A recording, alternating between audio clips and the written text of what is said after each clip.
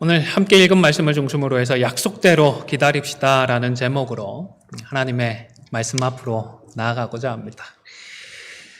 함께 찬양을 했던 찬송가 66장은 독일 목사님이 지은 시에다가 맨델스존의 곡을 합친 그런 찬양입니다. 이 목사님이 살았던 시대적인 배경은 17세기쯤 되는데 이때는 코로나는 없었지만 어쩌면 더 무서운 질병이었던 흑사병에 시달리고 있었다고 합니다. 흑사병이 유럽에서 처음 나타난 게 14세기 정도라고 하는데 중국에서 시작이 되어서 실크로드를 통해서 유럽으로 전파되었던 것으로 추정이 되고 있습니다. 처음에는 무려 유럽 전체 인구의 30%에 달하는 사람들이 목숨을 잃었다라는 그런 추정이 있을 정도입니다. 치료를 하지 못하면 치사율이 무려 30에서 60%에 달했다고 하니까요. 정말로 무서운 병이 아닐 수 없습니다. 14세기부터 시작을 해서 사람들이 많이 죽고 나면 좀 주춤했다가 또 사람들이 인구가 좀 어느 정도 늘어났다, 불었다 하면 또 병이 돌고 해서 19세기까지 산발적으로 이 흑사병이 유행을 했다고 하는데요. 17세기 이 독일에서도 또다시 흑사병 때문에 많은 사람들이 희생되고 있었다고 합니다. 링카르트라는 이 목사님도 목회를 하시면서 날마다 흑사병으로 죽은 성도들의 장례를 집례해야 했다고 합니다. 어떤 날은 무려 장례식만 50건이 있었다고 합니다. 어떻게 장례식을 다 했는지 그래도 해야 하니까 성도들을 그렇게 환송을 했던 것 같습니다. 이 목사님의 그 비토망하고 비창했던 마음이 같은 목사라서 그런지 어느 정도는 헤아려지는 것 같습니다. 우리 성도들에게 힘든 일이 생기고 안 좋은 일이 생기고 어려운 일이 생기면 다 자기 탓인 것 같고 다 내 탓인 것 같거든요. 내 책임인 것 같거든요. 이 목사님은 심지어 아들까지 흑사병으로 잃어버렸다고 합니다. 그렇게 끔찍했던 그 해가 저물어가고 있었을 때에 새해를 앞두고서 조용히 그 해를 돌아보았다고 합니다. 그러다가 우리가 불렀던 그 66장의 찬송 시를 작사했다고 합니다. 참 힘들었지만 많은 분들과 이별하고 말았지만 그래도 내가 아직 살아있구나.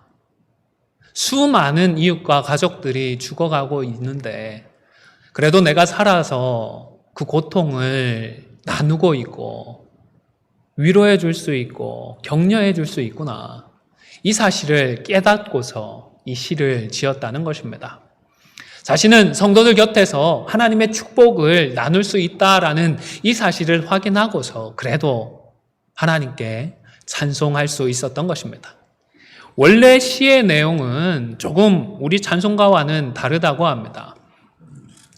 다 감사드리세 마음으로 손으로 목소리로 오 존재로 엄마의 팔에서부터 여기까지 인도하사 하나님이 지으신 세상 안에 기뻐하며 하나님의 사랑 안에 기뻐하며 하나님의 사랑의 선물들을 누리며 내가 살아가고 있다는 감격 다 감사를 드리나이다.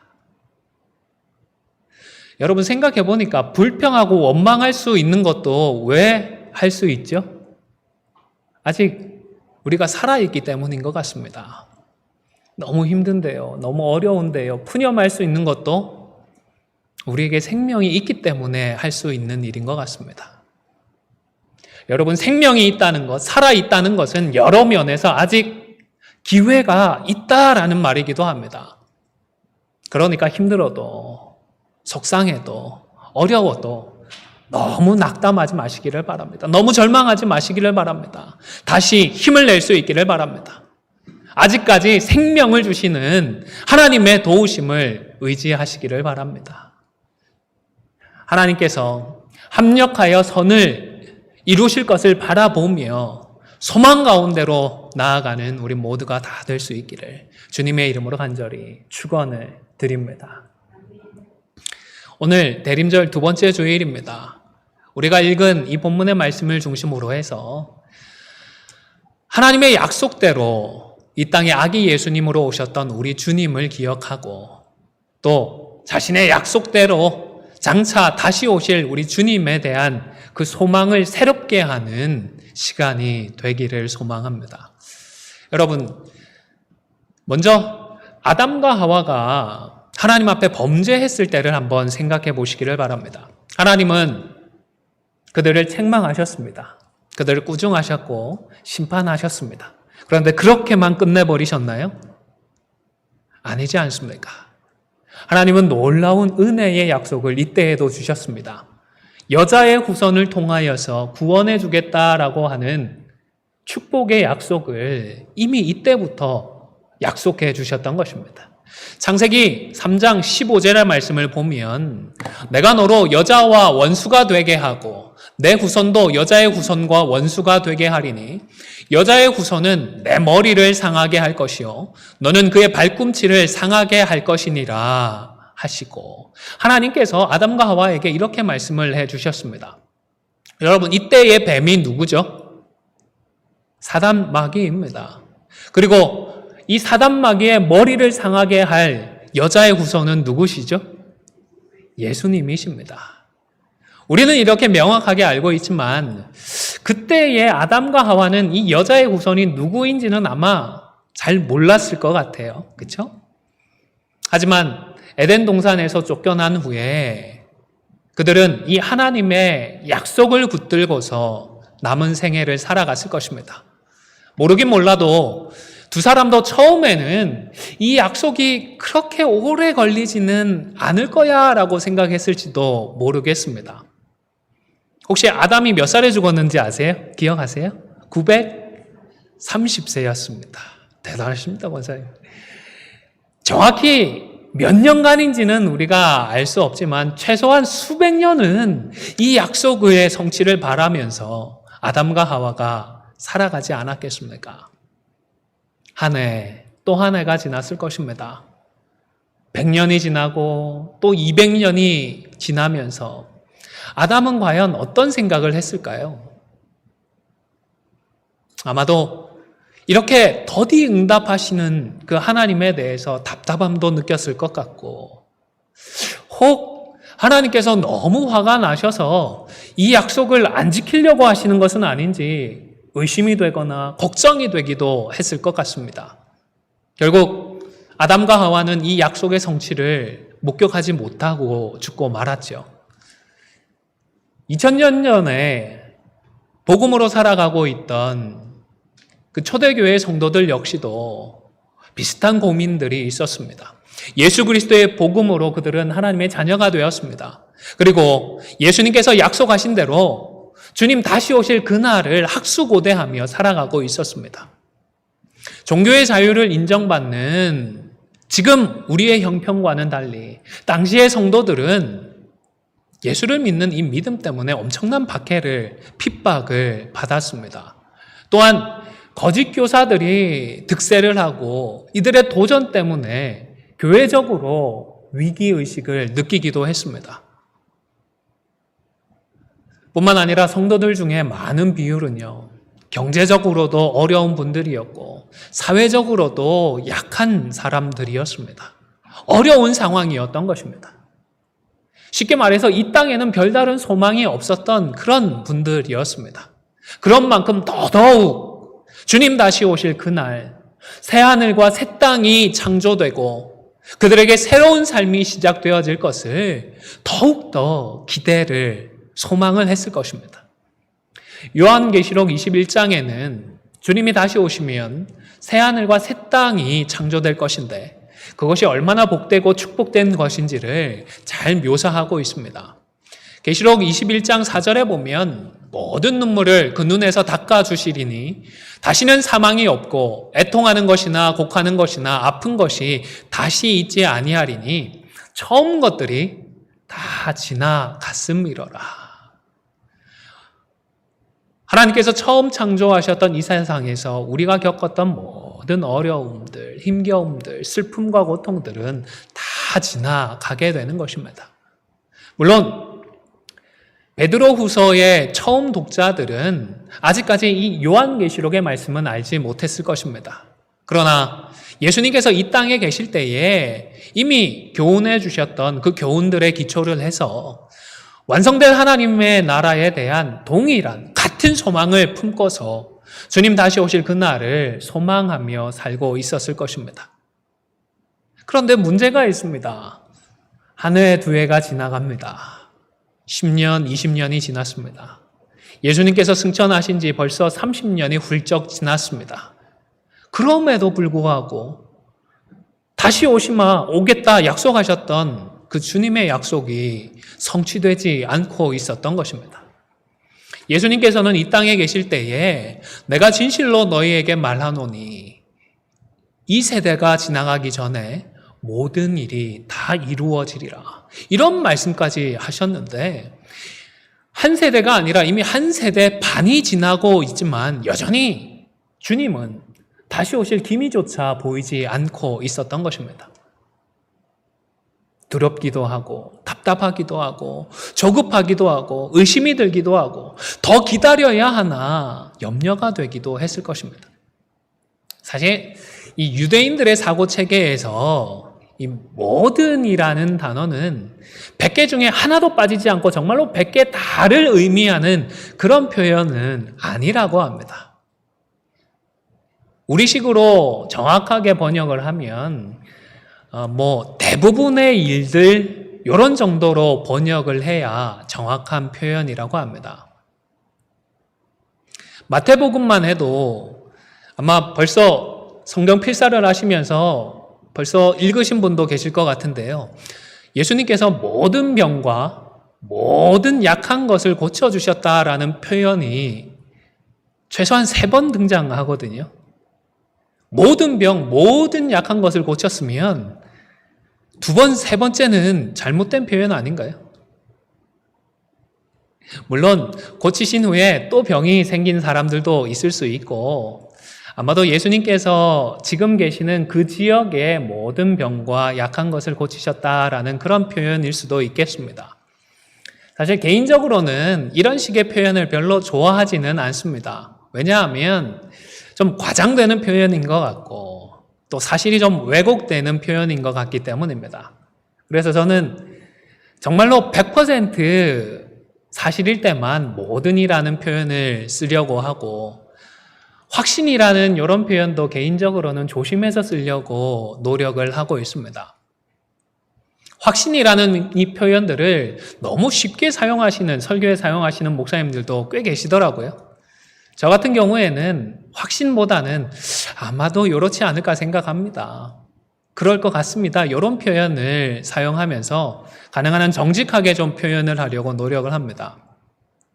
요즘 백신의 임상 결과들이 계속 발표되고 있잖아요. 그래서 몇 달 있으면 일상이 회복되어질 것 같다라는 기대감을 높여주고 있습니다.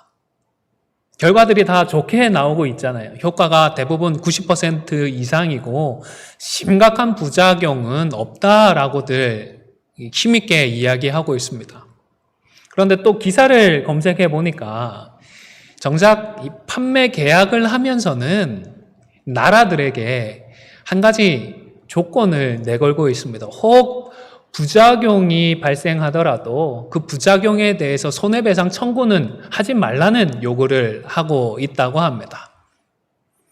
이 기사가 사실이라면 제약회사들이 시장을 선점해야 되든지 아니면 주가와 관련해서 겉으로는 문제가 없는 것처럼 큰 소리를 치고 있지만 사실은 아직 충분히 검증을 못했기 때문에 다소 불안해하고 있는 것이 아닌가 싶기도 합니다. 그래도 앞에서 큰 소리 치고 뒤에서는 면책을 요구하는 이런 모습이 아니라 처음부터 좀 정직하고 투명하게 이야기를 해주면 더 좋지 않을까 싶은 생각이 있습니다. 물론 세상이라고 하는 게 결코 순진하게 되어지지는 않습니다. 그래서 사람들이 자신의 주장에 힘을 실기 위해서 종종 모든 사람들이 그런다거나 모두가 그렇게 한다라는 식으로 이야기를 하기는 하는데 사실은 그게 아니잖아요. 그렇다라고 강하게 내가 믿는다, 그렇게 믿고 싶다라는 이런 정도의 표현으로 이해를 하면 되겠습니다. 마찬가지로 모든 일이라는 이 예수님의 말씀도 유대인들의 그 문화를 우리가 염두에 두면 거짓말을 일부러 하신 것도 아니고 말씀을 하셨지만 능력이 안 돼서 지키지 못하시는 것도 아니고 원래부터 예수님은 의도하셨고 재림을 제외했던 대부분의 일들, 십자가와 부활과 승천과 같은 이런 대부분의 일들을 이들은 이미 말씀대로 경험했던 것입니다. 그리고 마지막 한 가지, 예수님의 이 재림에 대한 기다림은 2000년이 지난 지금 우리들에게까지 이어지고 있습니다. 물론 2000년입니다. 이 긴 시간이다 보니까 의심이 생길 수 있습니다. 너무 더디 오시는 것 아니냐, 불평이 생기고 걱정하는 마음이 생길 수도 있을 것 같습니다. 읽지는 않았지만 베드로후서 3장 4절에서 언급했던 것처럼 주의 재림이 과연 어디 있느냐라며 부정하고 이것을 믿는 사람들을 조롱하는 사람들까지 등장을 하는 것입니다. 사실 성경에는 많은 예언들이 기록이 되어 있습니다. 그런데 그 예언들이 재림에 관한 예언 이 하나를 빼고는 다 성취가 되었습니다. 그럼에도 불구하고 사람들은 오히려 이 재림을 부정하고 재림을 기다리는 성도들을 조롱하고 비웃고 있는 것입니다. 그런데 사도 베드로는 이런 현실을 살아가고 있는 사랑하고 아끼는 성도들에게, 그리고 사랑하는 저와 여러분들에게 주께는 하루가 1000년 같고 또 어떻다고요? 1000년이 하루 같다라고 말씀을 하고 있는 것입니다. 이 사실을 잊지 말라고 당부를 합니다. 이 말씀은 베드로가 먼저 처음 했던 표현이 아니고 시편 90편에 기록된 말씀을 인용을 했습니다. 어디에 기록되어 있다고요? 시편입니다. 그렇기 때문에 우리가 이것을 문자적으로 하나님의 시간과 우리의 시간이 1대 1000의 비율로 다르게 흐른다라고 생각할 이유는 전혀 없습니다. 아마도 제일 오래 살았던 무드셀라가 1000년을 넘게 살았나요? 못 살았나요? 1000년까지는 살지 못했습니다. 그렇기 때문에 사람이, 한 개인이 경험했던 가장 오랜 그런 시간조차도 하나님 앞에서는 고작 하루 한나절에 불과하다라는 시적인 표현인 것 같습니다. 하나님의 시간과 인간의 시간은 완전히 다르다는 것을 이런 식으로 표현을 했던 것입니다. 그리고 이것이 시적인 표현이라는 이 사실을 고려하더라도 이러한 차이는, 하나님과 사람 사이에 다르게 느끼는 그 차이는 무엇을 중요하게 여기느냐, 이것 때문에 비롯된 것 같습니다. 여러분, 한 번씩 스포츠 경기를 보실 때에 어느 팀을 응원하느냐에 따라서 시간이 다르게 흐른다라는 것들을 경험해 보셨나요? 우리 편이 이기고 있을 때는 시간이 빨리 가던가요? 느리게 가던가요? 이상하게 좀 느리게 갑니다. 경기가 박빙이고 타이트하면 더 느리게 갑니다. 그런데 우리 편이 지고 있으면 시간이 어떻게 가던가요? 월드컵 때 우리 한국 대표팀이 지고 있던 경기들이 몇 번 있었거든요. 시간이 왜 그렇게 빨리 가는지 모르겠습니다. 예수님께서 너무 늦게 오시는 게 아니냐, 왜 아직도 오지 않느냐라고 느끼는 사람들은 아마도 살아가고 있는 오늘이 그만큼 녹록지 않기 때문일 것 같습니다. 주어진 매일의 삶이 너무 고달프고 피곤하기 때문에 하루빨리 우리 주님 다시 오셔서 그 어려움들을, 문제를 해결받고 싶은 것입니다. 물론 이 땅에서 큰 어려움 없이 그렇게 살고 있는 분들, 심지어 이 땅에서의 삶이 너무 복되고 좋아서 우리 주님이 빨리 오시든 늦게 오시든 크게 상관이 없다라는 이런 분도 계실지 모르겠습니다. 그러나 가정마다 문제 없는 가정 없지 않습니까? 그 면면을 들여다보면 개인마다 다 짊어지고 있는 나름의 어려움들, 고충들이 있기 마련입니다.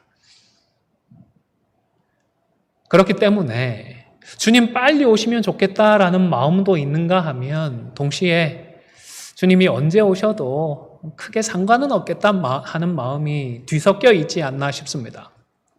우리는 그렇지만 우리 하나님께는 어떻다고요? 지금의 시간이 틀림없이 빨리 가고 있는 것입니다. 왜냐하면 하나님의 그 마음은, 우리 하나님께서 중요하게 여기시는 것은 바로 사람에게 있기 때문입니다. 우리가 겪는 어려움이나 문제가 아니라 이 땅을 살아가고 있는 하나님의 택한 자들을 향해 있기 때문인 것입니다.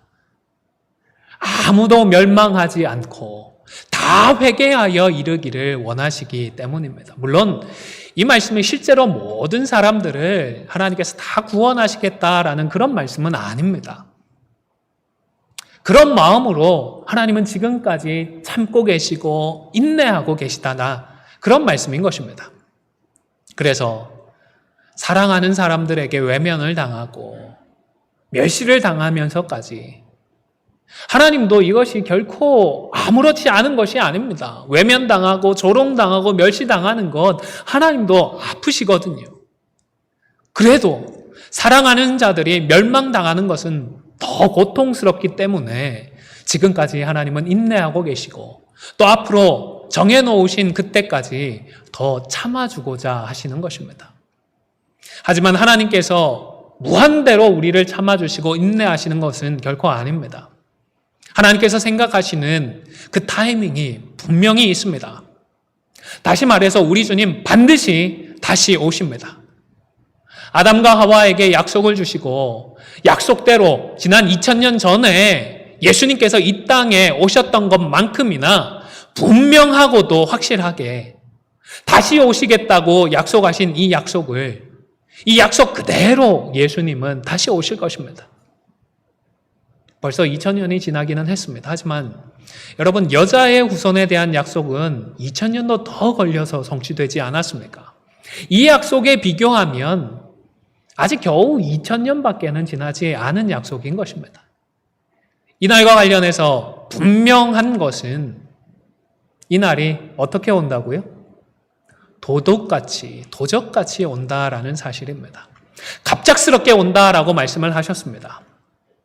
베드로만 이렇게 말한 것이 아니고 이 사실은 사도 바울이나 사도 요한도 동일하게 강조했던 내용이기도 합니다. 여러분, 지금까지 살아오시면서 도둑을 맞아보신 경험이 있으신가요? 저는 어렸을 때에 좀도둑에 대한 기억들이 있습니다. 한국에서 그때는 좀도둑도 많았고 소매치기도 많았던 것 같은데요. 함께 설인가 추석에 시골 할아버지 댁을 찾아가는 길에 그때 아버지가 당했는지 어머니가 당했는지 모르겠습니다. 소매치기를 당했는데 이게 정말로 언제 어디서 빼갔는지 알 수가 없습니다. 예배 중에 죄송한 표현인데 귀신이 고칼 노릇이었습니다. 또 집에 도둑이 들었던 적도 있습니다. 다행히 사람이 없을 때에 이 손님이 다녀가셔서 사람이 다치는 일은 없었는데 도둑이 다녀가고 난 다음에 집이 엉망이 되어 있을 것 아니겠습니까? 처음에는 놀라기도 하고 화가 났겠죠. 제가 직접 이 장면을 본 건 아니고 학교 갔다 오니까 수습을 부모님이 다 해놓으셨더라고요. 처음에는 그 소식 듣고 정말 놀라고 화도 났는데 나중에는 안 된 마음이 들더라고요. 하필 고르고 골라도 목사집을 골라가지고 진짜 기대를 잔뜩 하고 찾아 들었을 건데 막상 들어와서 보니까 자기는 관심도 없는 책들 말고는 뭐가 없잖아요. 어쨌든 내가 언제 와서 훔쳐가겠다라고 미리 알려주는 도둑이 있을까요? 이런 도둑은 소설이나 영화에밖에 없겠죠. 홍길동 같은 도둑들, 아니면 궤도 루팡 같은 그런 가상의 도둑들이야 예고를 하고 도둑질을 하겠지만 바보가 아닌 이상 도둑은 예고 없이 들이닥치는 것입니다. 예수님도 이렇게 예고 없이 다시 오신다는 것입니다. 하지만 일단 다시 오시면 어떻다고요?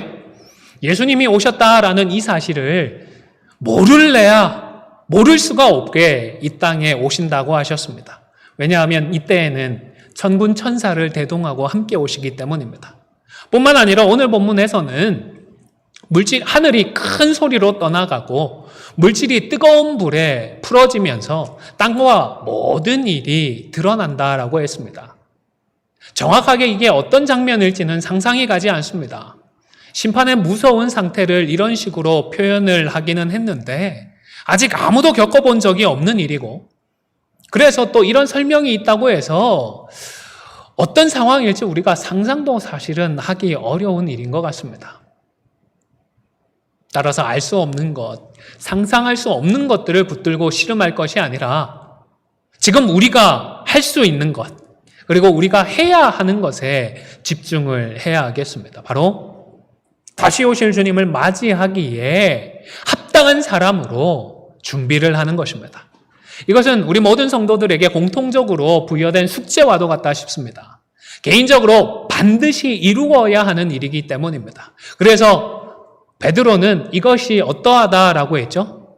마땅한 일이다라고 표현을 하고 있는 것입니다. 바로 거룩한 행실과 그리고 경건함을 갖추어야 하는 것입니다. 하나님께서 예수 그리스도의 십자가와 부활을 통하여서 우리를 자녀 삼아 주셨는데 그것으로 다 된 것이 아니라 이 주님 다시 오실 그날을 기대하면서 이제는 우리가 거룩한 행실로 무장을 하고 경건함을 제대로 갖춘 성숙한 하나님의 자녀로 성장하기를 기대하시는 것입니다. 조금 다른 각도에서 표현을 하면 거룩한 행실과 경건함으로 제대로 무장한 성도가 이 하나님의 무서운 심판을 통과할 수가 있는 것입니다. 구약 성경에서 비슷한 예를 좀 찾아볼 수 있을 것 같습니다. 여러분, 선지자 엘리야가 어떻게 산채로 하늘로 올라갔죠? 불수레와 불말에도 불구하고 타지 않고 하늘로 올라갔습니다. 하나님 앞에서 그의 거룩한 행실과 경건함을 인정받았기 때문이 아닐까 싶습니다. 물론 성경을 자세히 보면 엘리야가 직접 불말을 타고 불병거를 타고 하늘로 올라간 것은 아니고 엘리사와 두 사람의 사이를 갈라놓았다라고 하고 있고 회리바람을 타고 하늘로 올라갔다, 그렇게 기록을 해놓고 있기도 합니다. 이것보다 조금 더 확실한 예는 사드락과 메삭과 아벳느고가 아닐까 싶습니다. 그들은 평균보다 7배나 더 뜨거운 풀무불에 던져졌습니다. 그러나 하나님은 그들의 경건함을 인정해 주셨고 그들의 거룩한 행실을 인정해 주셔서 이들과 함께 하시며 그들을 지켜주셨던 것입니다.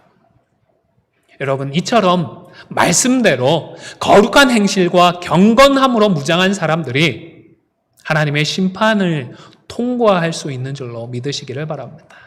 사랑하는 성도 여러분, 약속대로 기다려야 합니다. 약속대로 아기 예수님이 이 땅에 오셨고 약속대로 주님 다시 오실 것입니다. 약속대로 하늘은 타서 풀어지고 물질은 녹아지겠지만 거룩한 행실과 경건함으로 무장한 성도는 약속대로 새 하늘과 새 땅을 누리게 될 것입니다. 우리가 오늘 찬송했던 찬송가 66장의 2절 가사에는 사랑의 하나님이 언제나 함께 계셔서 몸과 마음이 병들 때에도 은혜로 지키시고 악에서 구원하여 주십시오라며 간구했습니다. 흑사병으로 많은 성도들이 죽었고 또 아들까지 잃었지만 링카르트 목사님은 포기하지 않았습니다. 오히려 저 높은 곳에서 다스리시는 영원하신 하나님을 사모하는, 소망하는 자리로까지 믿음으로 나아갔던 것입니다. 비록 이 땅에는 그 어떤 것도 영원할 수 있는 것이 없지만 오직 하나님만은 전에도 이제도 장래도 영원하심을 고백했던 것입니다. 여러분, 이 영원하신 하나님께서 예수님의 다시 오심을 약속하셨습니다. 이 땅에서의 우리의 삶이 언제나 녹록지 않고 때로는 죽을 만치 힘들고 어렵더라도 결코 낭망하고 절망하지 마십시오. 하나님의 말씀대로 이 주님의 약속이 성취될 그날을 소망하면서 우리에게 주어진 일상이라고 하는 이 신앙훈련의 과정을 통하여서 거룩한 행실을 갖추고 경건함을 갖추어서 주님 다시 오실 그날을 마땅하게 준비해 나가는 우리 모두가 다 되시기를 주님의 이름으로 간절히 축원해 드립니다.